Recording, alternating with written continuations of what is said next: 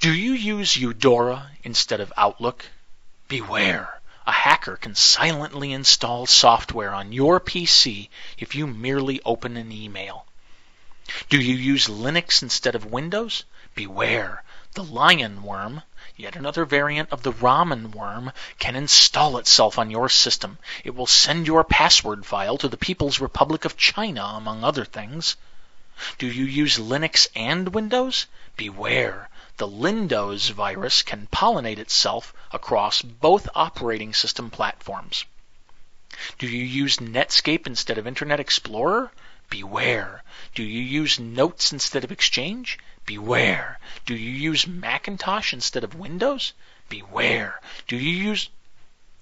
Well, you get the hint. I almost feel sorry for non-Microsoft users at a time like this. Almost. For example, consider the plight of ActionAid. A story in the Register says the poverty relief group is on the verge of switching to Linux as a way of avoiding the viruses that continuously assault its Windows PCs. ActionAid's IT director, Kerry Scott, apparently believes Linux will give his charity the virus-free computing it so desperately needs. When I read the story, I thought to myself, what about the ramen worm? Now Scott will need to fret about the lion worm and the Lindows virus. Tomorrow he'll need to fret about something else.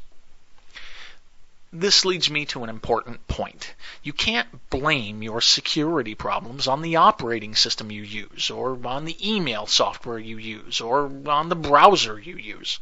Switching to another operating system or email package or browser causes a bunch of headaches, and it still doesn't solve your real problem. Your real problem is the Internet itself. No matter how unique you make your computer, you negate it the instant you hook up to the ultra-common Internet. ActionAid can't blame Microsoft for the network cable snaking out of their boxes. Scott must unplug everything if he truly wants to reduce his virus nightmare. Our computers grow more common every day. Windows may be the most common operating system now, but something will replace it someday. Linux? Java? The web browser itself? Who knows? But whatever comes next will bring with it even more commonality. The Internet itself is the true common threat.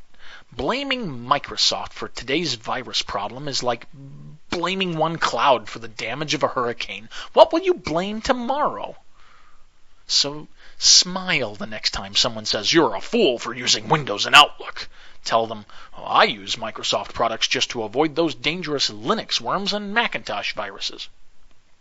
I'm Rob Rosenberger for vmyths.com. vmyths.com.